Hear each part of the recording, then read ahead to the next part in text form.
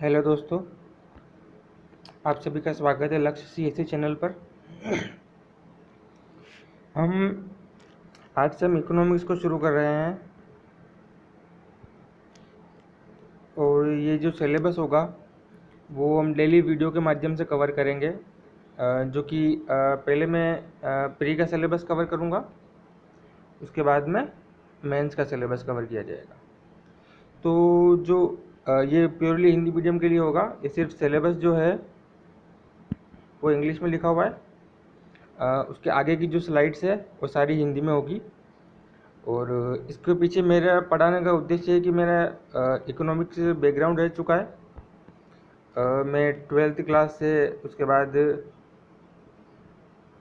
BCom, फिर उसके बाद एमकॉम और मैं सीए की तैयारी भी कर चुका हूँ।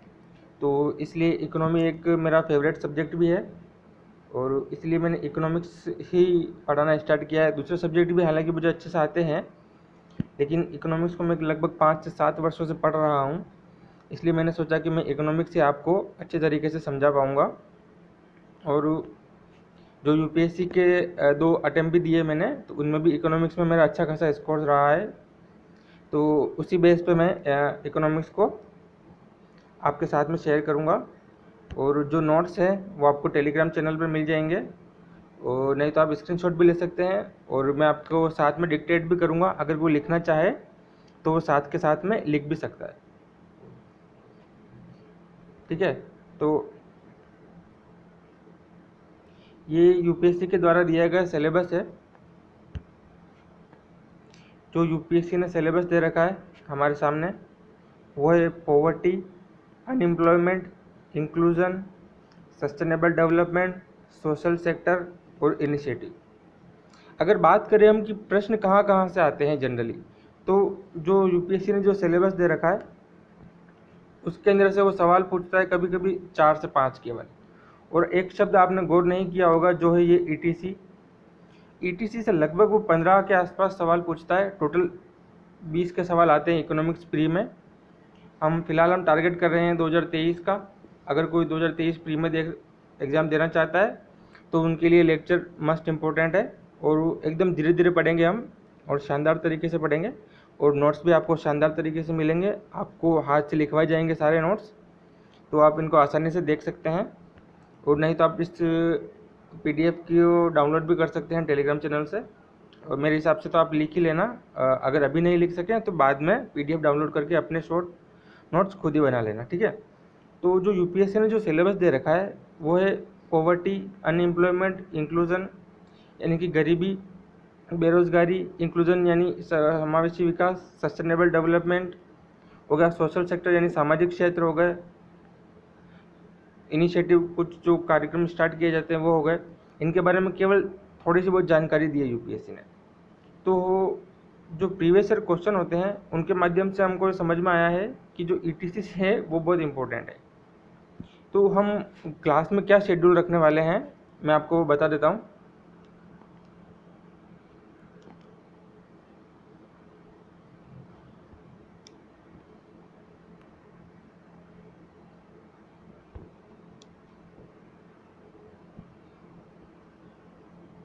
हाँ जी, जो हम क्लासें करेंगे वो लगभग 40 के आसपास क्लासें हो सकती है। हम डेली एक क्लास या फिर वीक में 4 से 5 क्लास को कवर करने की कोशिश करेंगे। जो हमारा जो क्लास का फर्स्ट टॉपिक होगा वो होगा नेशनल प्रोडक्ट, यानी कि नेशनल इनकम एंड प्रोडक्ट, यानी कि राष्ट्रीय आय और उत्पाद। आप हिंदी में भी साथ में लिखते जाइएगा। हमारा जो क्लास का शेड्यूल होगा, आप सबसे पहले क्लास सिलेबस आपने ये लिख लिया होगा यूपीएससी का सिलेबस। फिर हम लिखने जा रहे हैं क्लास का सिलेबस, जो हम क्या क्या पढ़ने वाले हैं आने वाले दिनों में, आने वाले लेक्चर्स में। तो हमारा सबसे पहला जो टॉपिक हम कवर करेंगे वो होगा नेशनल इनकम एंड प्रोडक्ट, यानी कि राष्ट्रीय आय और उत्पाद। सेकंड नंबर पे हमारे पास आता है पब्लिक फाइनेंस, यानी कि लोक वित्त। आपने लिख लिया होगा। फिर थर्ड नंबर पे हम जो टॉपिक पढ़ेंगे वो होगा मनी एंड बैंकिंग, यानी कि मुद्रा और बैंकिंग को बैंकिंग ही रहने देना। फोर्थ नंबर का जो टॉपिक होगा वो होगा हमारे पास फाइनेंशियल मार्केट, यानी कि वित्त बाजार। वित्त बाजार के अंतर्गत हम दो मेन टॉपिक को पढ़ेंगे, हालांकि और छोटे छोटे टॉपिक भी होंगे, लेकिन जो दो मेन टॉपिक होंगे वह होंगे मनी मार्केट और कैपिटल मार्केट, यानी कि मुद्रा बाजार और पूंजीगत बाजार। फिर जो 5th नंबर पे हम जो पढ़ेंगे वो होगा फॉरेन सेक्टर, यानी कि विदेशी क्षेत्र, 6th नंबर पे जो चैप्टर होंगे हमारे पास वो होगा पॉवर्टी, अनएम्प्लॉयमेंट और इन्फ्लेशन, गरीबी, बेरोजगारी और मुद्रास्फीति। ठीक है, आपने लिख लिया होगा मुद्रास्फीति।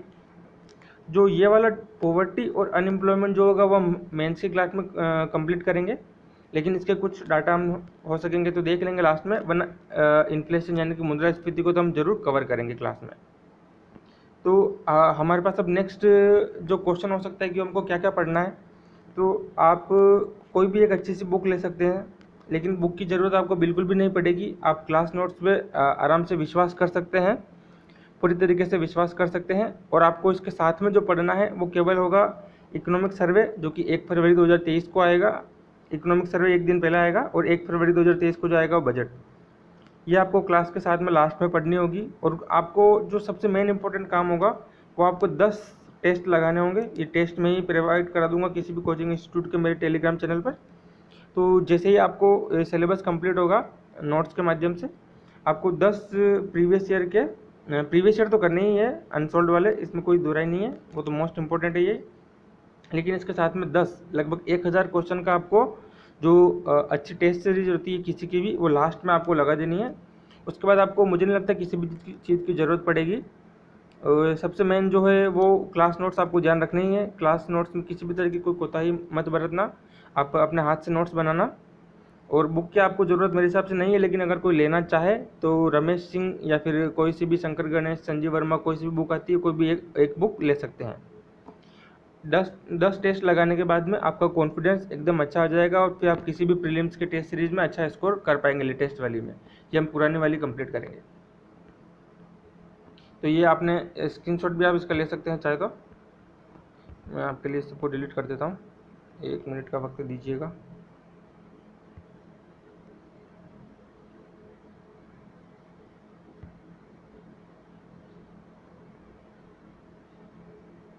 ठीक है, तो आपने स्क्रीनशॉट ले लिया होगा इसका। हम आज का जो हमारा नेक्स्ट टॉपिक है वो शुरू करने जा रहे हैं। फर्स्ट टॉपिक है नेशनल इनकम एंड प्रोडक्ट, राष्ट्रीय उत्पाद, राष्ट्रीय आय और उत्पाद। तो अपने नेक्स्ट पेज ले लीजिएगा आप, और उसके ऊपर हेडिंग दे दीजिएगा बड़े अक्षरों में, राष्ट्रीय आय और उत्पाद, यानी कि नेशनल इनकम एंड प्रोडक्ट।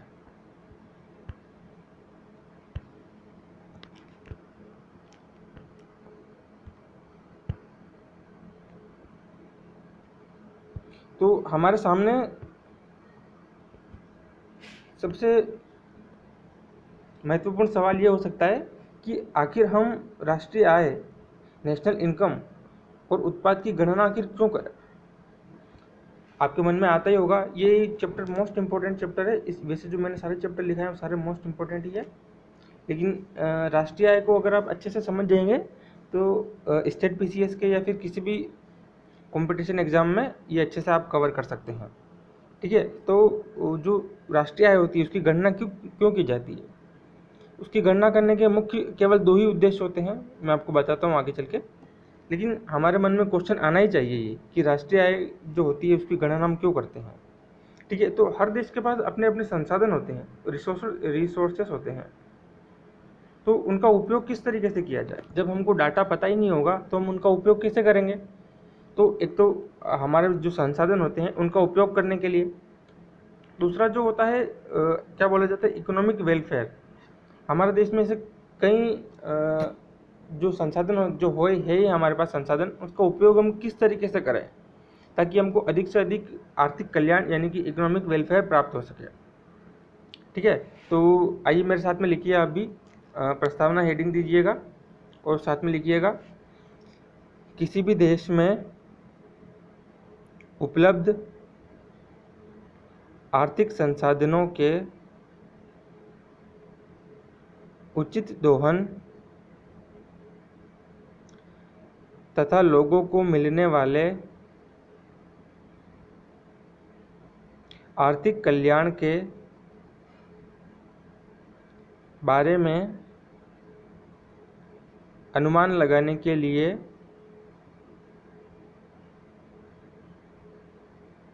राष्ट्रीय आय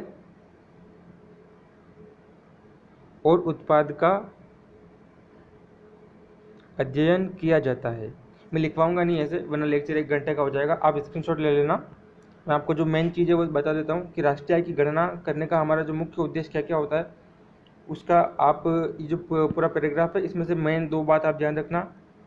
किसी भी देश में उपलब्ध आर्थिक संसाधनों के उचित दोहन तथा लोगों को मिलने वाले आर्थिक कल्याण के बारे में अनुमान लगाने के लिए राष्ट्रीय आय और उत्पाद का अध्ययन किया जाता है। अब आर्थिक कल्याण क्या होता है? आर्थिक कल्याण से पहले आपको मैं 2 टर्म समझाता हूँ, सामाजिक कल्याण और एक राजनीतिक कल्याण। सामाजिक कल्याण का मतलब है कि व्यक्ति को समाज में किस प्रकार का आदर दिया जाता है। आज भी आप देखते हैं कि बहुत से गांवों में जो समाज में निम्न वर्ग के लोगों को या महिलाओं को समाज में अभी भी उनको आदर नहीं प्राप्त हुआ है, तो उनका अभी तक शोषण जारी है। उनको अभी तक सामाजिक कल्याण उनको नहीं मिला है। हालांकि बहुत SC/ST एक्ट हो गया, बहुत सी ऐसे एक्ट धाराएं आ चुकी है, लेकिन उसके बाद भी कहीं ना कहीं सामाजिक कल्याण से वंचित रह ही जाते हैं लोग। उसी तरीके से एक टर्म होती है हमारे पास राजनीतिक कल्याण। राजनीतिक कल्याण का सीधा सा मतलब है कि आप वोट कर सकते हैं, किसी को भी वोट कर सकते हैं, चुन सकते हैं। हमारे पास आपको चुनाव लड़ने का अधिकार है। तो राजनीतिक कल्याण, हालांकि ये इकोनॉमिक के दोनों टॉपिक नहीं है, लेकिन आर्थिक कल्याण भी इसी से जुड़ा हुआ शब्द है। आर्थिक कल्याण में क्या होता है? उपभोग होता है। अगर आपसे कोई सीधे शब्दों में पूछे कि आर्थिक कल्याण क्या होता है, तो आर्थिक कल्याण का सीधा सा मतलब होता है उपभोग। अगर कोई व्यक्ति उपभोग कर पा रहा है उसकी इच्छा के अनुसार, इच्छा के अनुसार तो नहीं कहूँगा, इच्छा की तो आपकी क्या क्या हो सकती है, आपको BMW में घूमना ही है, लेकिन नहीं, अगर आप बेसिक आवश्यक वस्तुओं का अगर उपभोग कर सकते हैं तो आपका आर्थिक कल्याण लगभग ठीक है। अब बेसिक वस्तुएं सबके लिए अलग अलग हो सकती है। वैसे जो आर्थिक कल्याण है उसके अंतर्गत हम 3 चीज़ें रखेंगे। एक हो गई आय, दूसरा उत्पादन, तीसरा उपभोग। अगर कोई उपभोग करता है तो उसको किसी न किसी ने उस चीज़ का उत्पादन किया होगा, तभी उसने उपभोग किया है वस्तु का। और उपभोग करने के बाद वस्तु ने किसी ने उपभोग करने के लिए वस्तु को खरीदा होगा, तो उसकी आय होगी, उसको सामने वाले को जो दुकानदार होगा या फिर जिसने भी सर्विस दी होगी उसको आय होगी। तो ये तीनों को मिला के आर्थिक कल्याण की अवधारणा है। तो आपको जो इतनी सारी बातें हुई इसमें से जो मेन पैराग्राफ जो वो अच्छे तरीके से याद रखना है वो यही है कि किसी भी देश में उपलब्ध आर्थिक संसाधनों के उचित दोहन तथा लोगों को मिलने वाले आर्थिक कल्याण के बारे में अनुमान लगाने के लिए राष्ट्रीय आय और उत्पाद का अध्ययन किया जाता है। जो राष्ट्रीय आय और उत्पाद जो होता है, हमारे पास लगभग 7 या 8 टर्मिनोलॉजी है, 7 या 8 टर्मिनोलॉजी है। उनको आप अच्छे से याद कर लेना एकदम से, जैसे कि GDP, GNP वगैरह वगैरह। तो हम GDP से आज शुरुआत करेंगे। ये आपको अच्छे से क्लियर हो गया होगा कि हम इसकी गणना क्यों करते हैं, ठीक है। आप हेडिंग दे दीजिएगा अपने नोटबुक में, राष्ट्रीय आय और उत्पाद से जुड़ी कुछ महत्वपूर्ण अवधारणाएं, जिसमें हम फर्स्ट कंप्लीट करेंगे GDP। जिसका भी इकोनॉमिक बैकग्राउंड नहीं है, सबसे पहले तो मैं उनको बता दूं जिनका इकोनॉमिक बैकग्राउंड है। आपको ना टर्मिनोलॉजी समझ में आएगी, अच्छे खासे समझ में आ जाएगी, आपका सिर्फ रिवीजन होगा। अगर आपने BCom, CA, CS, CA में अगर कुछ भी कर रखा है तो आपको ज़्यादा दिक्कत नहीं आएगी। आपको केवल UPSC के पर्सपेक्टिव से पढ़ना है, ना कि BCom के पर्सपेक्टिव से, ठीक है। तो आप चीज़ों को सिर्फ समझ पाएंगे, उसको याद करने की कोशिश करना, रिकॉल करने की कोशिश करना। और अब मैं उन लोगों को बता देना चाहता हूँ कि जिनका भी इकोनॉमिक बैकग्राउंड नहीं है, जिनका भी इकोनॉमिक बैकग्राउंड नहीं है, उनको बिल्कुल भी जरा सी भी टेंशन लेने की ज़रूरत नहीं है। वो अगर 40 के आसपास क्लासेस देखते हैं या फिर कम से कम इन नोट्स को अच्छे से पढ़ लेते हैं तो आप UPSC में मैक्सिमम क्वेश्चन करने के लायक बन जाएंगे। इस बात की मैं गारंटी देता हूँ। अगर आपने नोट्स अच्छे से पढ़ लिए, याद कर लिए, तो आप उनको समझ के ऐसा कि UPSC में जो क्वेश्चन आने लग गए हैं आजकल, अप्लाइड आने लग गए हैं वैसे भी, तो आप अच्छी चीज़ों को समझ जाएंगे, तो आप आसानी से मैक्सिमम क्वेश्चन कर पाएंगे। और अगर आपका बैकग्राउंड नहीं है तो आप इनको अच्छे से थोड़ा सा ध्यान देना, और सिर्फ आधा घंटा अगर रिवाइज़ कर लेंगे, रिवाइज़ ना भी करेंगे तो इसको अपने हाथ से अगर लिख लेंगे और एक बार अगर आप पढ़ लेंगे अच्छे से तो आपको अच्छे से याद हो जाएगा। ये मतलब मैं इस बात की आपको अश्योरिटी देता हूँ, ठीक है। तो इस बात से बिल्कुल भी नहीं घबराना है कि आपका इकोनॉमिक्स बैकग्राउंड है या नहीं। अगर नहीं है तो आपको एकदम शुरू से पढ़ेंगे तो आपको और अच्छा रहेगा, कोरा कागज़ पे अच्छी तरीके से लिखा जा सकता है, ठीक है। तो जीडीपी आपने टर्मिनोलॉजी सुनी ही होगी, जीडीपी। आज जीडीपी इतनी हो गई, जीडीपी वो हो गई, पूरे देश में भूचाल आ जाता है जीडीपी के नाम पर। तो जीडीपी होती क्या है? सबसे पहले मैं इसकी परिभाषा बताता हूँ आपको। सबसे पहले full form gross domestic product, यानी कि सकल घरेलू उत्पाद।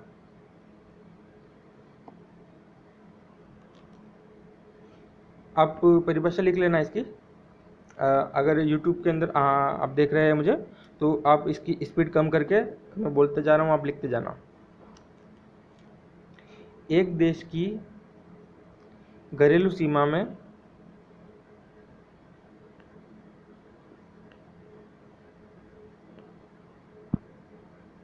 एक वर्ष में उत्पादित होने वाली सभी अंतिम वस्तुओं और सेवाओं के बाजार मूल्य के समग्र योग को जीडीपी कहते हैं।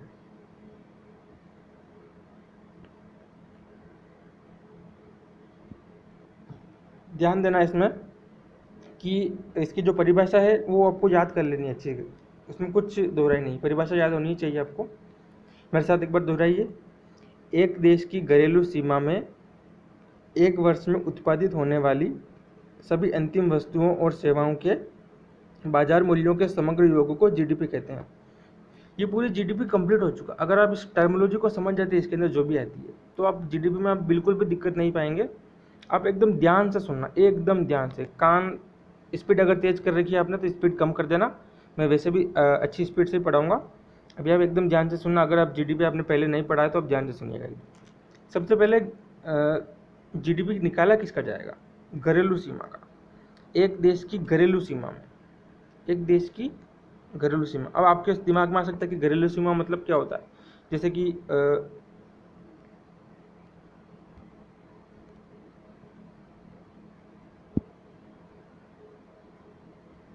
मान लिया आपने कि ये कोई भारत है, कोई क्या भारत है, ठीक है, ये कोई देश है, पास में बांग्लादेश है। तो जो भारत की भौतिक सीमा है वो तो आएगी आएगी इसमें, लेकिन अगर बांग्लादेश या अमेरिका या कहीं पे भी अगर भारत ने अपना एम्बेसडर किसी को भेज रखा है, यानी कि जो दूतावास होते हैं हमारे, वो भी भारत की सीमा के अंदर के आते हैं, वो हो गए। या फिर कोई जहाज़ है हमारा, कोई जहाज़ है हमारा, वो अगर कहीं समुद्र में तैर रहा है तो वो भी भारत की सीमा कहलाएगी। लेकिन आपको इतना बिल्कुल भी कन्फ्यूजन होने की ज़रूरत नहीं है। आपको सिर्फ इतना ध्यान रखना है कि घरेलू सीमा में, एक देश की घरेलू सीमा में। और अगर आप इसको कहीं साइड में, अगर आपको थोड़ा सा भी कन्फ्यूजन हो रहा है तो आप साइड में लिख लीजिए घरेलू सीमा का मतलब सामान्य शब्दों में, नॉर्मल शब्दों में। घरेलू सीमा का मतलब है जहाँ कोई देश आर्थिक दोहन कर सकता है। मेरी घरेलू सीमा क्या होगी? अगर मेरा घर है, यहाँ पे मेरा घर है, और दिल्ली में मेरा घर है, राजस्थान में मेरा घर है, तो उन सभी घरों की रेंट या फिर उन घरों को बेचने का अधिकार मेरे पास है। तो वहाँ पे मैं आर्थिक गतिविधि कोई भी कर सकता हूँ, तो वो मेरी घरेलू सीमा कहलाएगी, वो चाहे कहीं भी हो, ठीक है। घरेलू सीमा क्लियर हो गया आपके लिए। अब एक वर्ष में अब इतने सारे वर्ष हो गए। अब आपको कैलकुलेट करने के लिए, जीडीपी कैलकुलेट करने के लिए कोई एक निश्चित मापदंड तो होना ही चाहिए। तो जो अर्थशास्त्री होते हैं, इकोनॉमिस्ट, उन्होंने एक वर्ष निर्धारित किया हुआ है। कुछ चीज़ों में आपको बिल्कुल भी दिमाग नहीं लगाना है कि घरेलू सीमा में ये क्या हो गया, भौतिक सीमा क्या होती है, राजनीतिक सीमा क्या होती है, XYZ। आपको केवल इतना याद रखना है, घरेलू सीमा में जीडीपी की गणना की जाती है।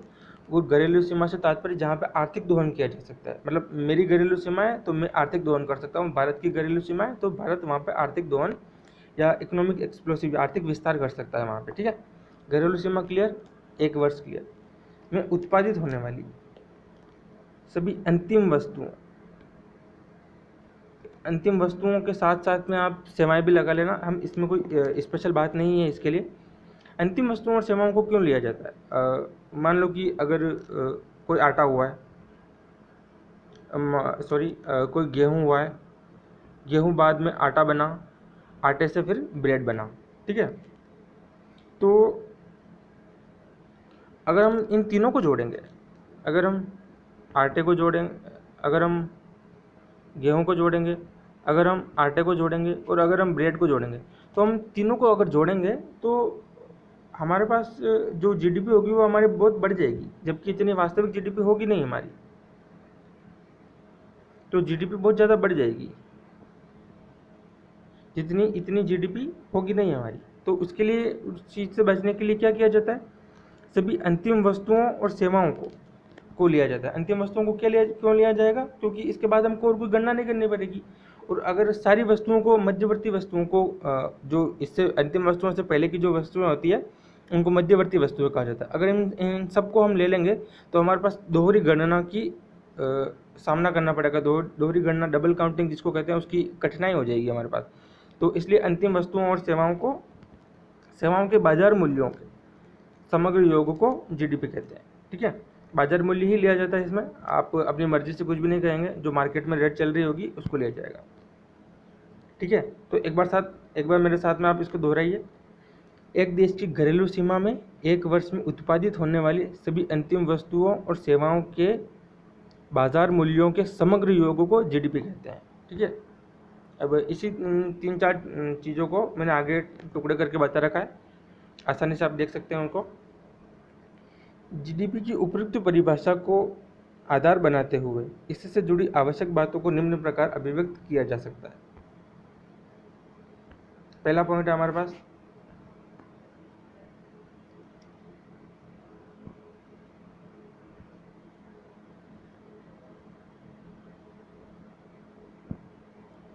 जीडीपी में केवल उसी वस्तुओं को सम्मिलित किया जाता है जो देश की घरेलू सीमा के भीतर होता है, भले ही उस उत्पादन में किसी विदेशी साधन की भूमिका क्यों न रही हो। हमारे यहाँ कोई कंपनी है भारत में, और अगर वो यहीं इसी भारतीय क्षेत्र में अगर उत्पादन कर रही है, उसके लिए वो भली जो अपनी मशीनरी है वो चाहे विदेश से लाए, कहीं से भी लाए, हमें उससे मतलब नहीं। अगर हमारे भारतीय घरेलू सीमा में अगर उत्पादन हो रहा है तो हमारी जीडीपी में हम शामिल करेंगे, चाहे कंपनी चाहे विदेशी हो चाहे घरेलू हो, और उसमें अगर विदेशी साधनों की भूमिका हो या ना हो, अगर भारत के घरेलू क्षेत्र में अगर उत्पादन हो रहा है तो भारत की जीडीपी में शामिल किया जाएगा। ठीक है, ये आपको बात मैंने इससे पहले बता दी है, जो हम परिभाषा लिख रहे थे उसमें वैसे भी बताया मैंने आपको कि घरेलू सीमा के भीतर ही होता है, भले ही उस उत्पादन में किसी विदेशी साधन की भूमिका क्यों न रही हो। ठीक है, दूसरा, जीडीपी की गणना में केवल अंतिम वस्तुओं, घरेलू सीमा क्लियर कर दिया मैंने वर्ड, वहाँ पहले समझा दिया था मैंने अच्छे से, और जो नेक्स्ट हम पैराग्राफ लिख रहे हैं उसी जो मैंने आपको समझाया है उसी को मैं आपको रिटन फॉर्म में दे रहा हूँ। केवल अंतिम वस्तुओं और सेवाओं को ही सम्मिलित किया जाता है जीडीपी की गणना में। मैंने आपको अच्छे से समझा दिया है, एक बार फिर मैं आपके साथ में दोहरा देता हूँ। जीडीपी की गणना में केवल अंतिम वस्तुओं और सेवाओं को ही सम्मिलित किया जाता है, मध्यवर्ती वस्तुओं और सेवाओं को सम्मिलित नहीं किया जाता। किसी के अगर मन में खुराफात हो रही है कि वस्तु तो हमने समझ ली है कि टीवी हो गया या फिर कुछ भी ऐसी चीज़ हो गई, टीवी हो गया, स्मार्टफोन हो गया, आटा, गेहूँ, ब्रेड, अगर वस्तुओं से कर सकते हैं तो सर्विस सेवा जो होती है उसको भी जीडीपी में गणना की जाती है, उसको भी उत्पादन में शामिल किया जाता है। जैसे कि आप बाल कटवाने जाते हैं तो नाई आपके तो बाल काट रहा है, आप तो कह सकते हैं कि भाई यहाँ उत्पादन कहाँ हो रहा है, लेकिन उसको पैसा मिल रहा है ना, उसकी आर्थिक कल्याण तो हो रहा है उसका आर्थिक, तो इसलिए आपको सर्विस दे रहा है वो। सबकी सर्विस अलग अलग होती है, आप किसी गाँव में जाके बाल कटवाओ या किसी शहर में जाके बाल कटवाओ तो वो कोई 100 रुपये लेगा तो कोई 500 रुपये लेगा तो कोई 1000 रुपये लेगा, सबकी सर्विस की कॉस्ट अलग अलग होती है। कोई हमारे भारत में अगर कोई मैच हो रहा है, बाहर के लोग विदेशी देखना है, हमने टिकट बांटे हैं, पैसे लिए, वो भी एक तरह की सर्विस हो गई। तो ध्यान रखना ये कि अंतिम वस्तुओं और सेवाओं दोनों को शामिल किया जाता है, मध्यवर्ती वस्तुओं और सेवाओं को सम्मिलित नहीं किया जाता है। दोहरी गणना मैंने आपको बताया, डबल काउंटिंग। दोहरी गणना क्या होती है, जैसे कि आटे का उत्पादन हुआ है, सॉरी माफ़ करना, गेहूं का उत्पादन हुआ, बार बार मुझे ये ध्यान में आ रहा है, गेहूं का उत्पादन हुआ है, गेहूं से फिर आटा बना, आटे से फिर ब्रेड बनी। ठीक है, तो हम इसको भी शामिल करेंगे, गेहूं को भी शामिल करेंगे, आटे को भी शामिल करेंगे और ब्रेड को भी शामिल करेंगे, तो फिर इससे तो दोहरी गणना की वो हो जाएगी, कठिनाई हो जाएगी। तो इस चीज़ से बचने के लिए हम केवल अंतिम वस्तुओं को शामिल करते हैं। दोहरी गणना से बचने के लिए ऐसा किया जाता है, उदाहरण बताता हूँ मैं आपको। स्मार्टफोन के मूल्य को सम्मिलित किया जाएगा, न कि स्मार्टफोन और स्मार्टफोन में लगे पार्ट्स दोनों के मूल्य को। स्मार्टफोन है, इसके अंदर स्क्रीन आई हुई है, इसके अंदर बटन आए हुए हैं, इसके अंदर स्पीकर आया हुआ है, इसके अंदर कैमरा आया हुआ है, इन सब के मूल्यों को हम शामिल नहीं किया करेंगे हम केवल स्मार्टफोन जो अंतिम होगा हमारे पास 20,000 का, मान लो अगर 20,000 का कोई फ़ोन है तो हम 20,000 को शामिल करेंगे, न कि उसमें लगे स्पीकर के मूल्य को या कैमरे के मूल्य को या किसी के भी मूल्य को शामिल नहीं करेंगे। ठीक है, उदाहरण के लिए स्मार्टफोन के मूल्य को सम्मिलित किया जाएगा, न कि स्मार्टफोन और स्मार्टफोन में लगे पार्ट्स दोनों के मूल्य को। ठीक है, स्मार्टफोन के मूल्य में उसके पार्ट्स का मूल्य सम्मिलित रहता है। ठीक है, यदि अंतिम वस्तुओं और सेवाओं के बजाय सभी प्रकार की वस्तुओं और सेवाओं को सम्मिलित करना हो तो इसका एक विकल्प यह हो सकता है कि उत्पादन की अलग अलग अवस्थाओं पर होने वाले मूल्य संवर्धन। मैं आपको ये टर्म समझाता हूँ, आप मूल्य संवर्धन और कोष्ठक में लिखना वैल्यू एडिशन। उत्पादन की अलग अलग अवस्थाओं पर होने वाले मूल्य संवर्धन या वैल्यू एडिशन को आपस में जोड़ लिया जाए। मैं आपको उदाहरण के माध्यम से भी बताता हूँ ये क्या लिखा है।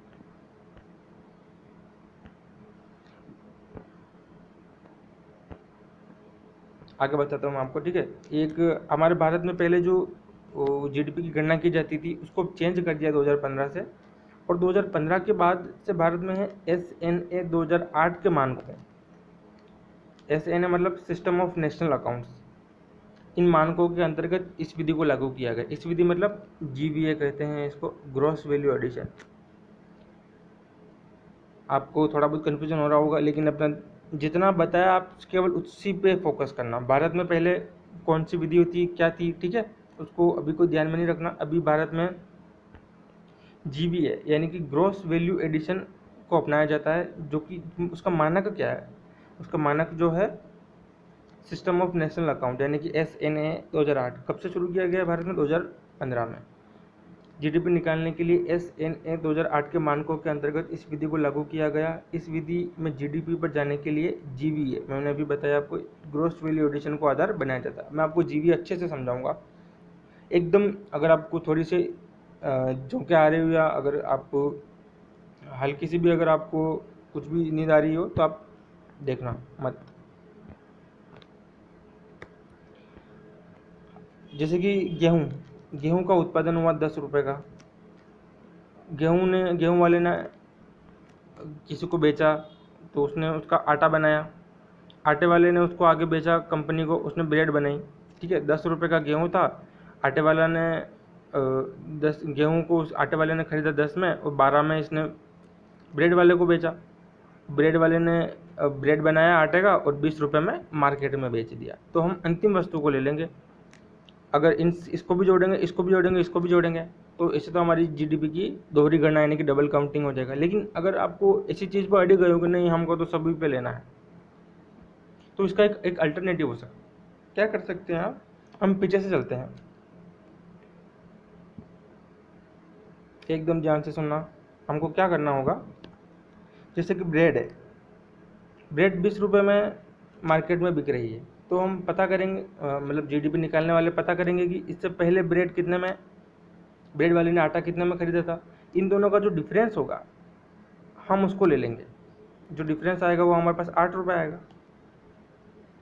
आटे वाले से फिर हम आगे जाएंगे तो हम पता करेंगे कि पीछे की तरफ जाएंगे हम, तो हम पता चलेगा कि हमें यहाँ पे 2 रुपये का मूल्य वर्धन हुआ है, यहाँ पे वैल्यू एडिशन हुआ है, यहाँ पे 2 रुपये का, यहाँ पे वैल्यू एडिशन हुआ 8 रुपये का। ऐसे हम पीछे जाते ही जाएंगे। हो सकता है गेहूं से पीछे भी 150 तरह की चीज़ें, 50 तरह की चीज़ें उसमें लगी हो, लेकिन हम कब तक पीछे जा रहे हैं, हम कब तक जाएंगे पीछे। तो एक स्थिति तो ऐसी आएगी हमारे पास। हम तो यहाँ जल्दी पहुँच गए। हमको सिंपल एग्जाम्पल लेना है, हमको कोई इकोनॉमिक्स तो बनना नहीं, सिंपल एग्जाम्पल लेना है हमको। तो जो 10 रुपये होगा इसके अंदर जो 2 रुपये अगर जुताई के लगे, उसने ट्रैक्टर खरीदा है, बीज हुआ है, तो उसमें शामिल होगा इसमें 10 रुपये में ऑलरेडी। तो हम इसको एज इट इज़ ले लेंगे ऐसा कैसा। आप चाहो तो इसके पीछे भी जा सकते हो कि 8 रुपये तक उससे, मान लो कि उसने बीज बुआई करी थी, खेत में खड़ी थी फसल, तब तक उसका 8 रुपये मूल्य था। फिर उसने उसको कटाया किसान ने, गेहूँ बना, मतलब गेहूँ को जो लास्ट में उसने अलग किया, सूख जाने के बाद, अगर उसकी कटाई करने के बाद गेहूँ को एकदम साफ़ किया, उसके बाद मार्केट में बेचा तो उसकी वैल्यू 10 रुपये हो गई। लेकिन हम पीछे क्यों जाना हमको ज़्यादा, हमको पता है कि 10 रुपये के अंदर के सारी चीज़ें शामिल हो गई है, तो हम 10 रुपये को एज इट इज़ ले लेंगे। यहाँ तक का इसमें वैल्यू एडिशन हो चुका है 10 रुपये में।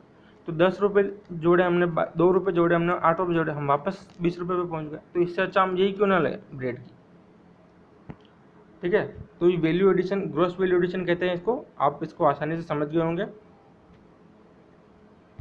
अगर थोड़ा सा भी कन्फ्यूजन है, कुछ भी दिमाग में नहीं रखना आपने, आप कमेंट सेक्शन में बता देना बिल्कुल भी मुझे, लेकिन आप थोड़ा सा समझने की कोशिश करना, हम वैसे भी वो धीरे धीरे पढ़ाई करेंगे। जीडीपी को एक समयावधि, मैंने आपको शुरू में बता दिया है, जीडीपी को एक समयावधि के साथ जोड़कर देखा जाता है, जो कि सामान्यतः 1 वर्ष होती है, फाइनेंशियल ईयर होता है सामान्यतः।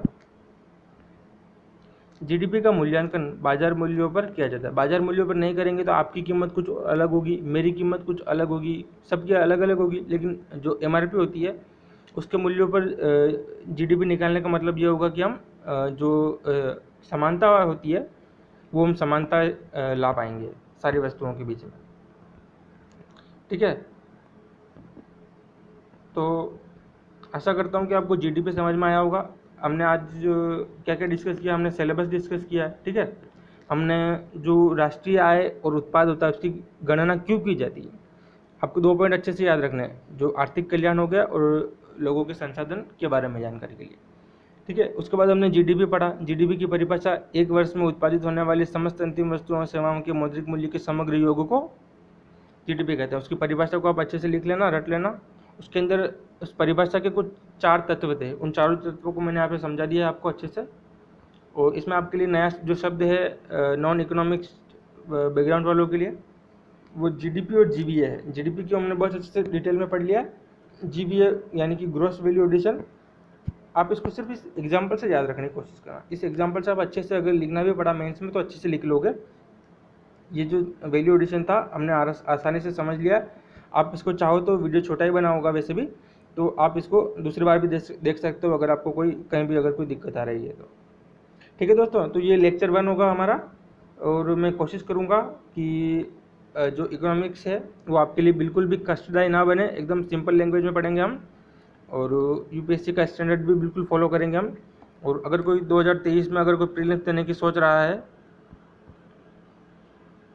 तो इन पे बिल्कुल रिलाई कर सकता है। मैं आपको लास्ट में टेस्ट पेपर भी प्रोवाइड करा दूंगा किसी भी अच्छी कोचिंग सेंटर से, तो आपका इकोनॉमिक्स एक अच्छा पिलर साबित हो जाएगा आपके लिए। तो आपको मजबूती के लिए कम से कम 20-25 क्वेश्चन आते हैं, तो इनमें आपको अच्छे से ध्यान देना होगा। ठीक है, तो ये फर्स्ट लेक्चर हमारा कंप्लीट होता है, तो आगे के लेक्चर के लिए मैं आपको बाद में बता दूंगा टेलीग्राम चैनल पे। ठीक है दोस्तों, थैंक यू। और इसकी पीडीएफ जो होगी आप ले सकते हैं टेलीग्राम चैनल से।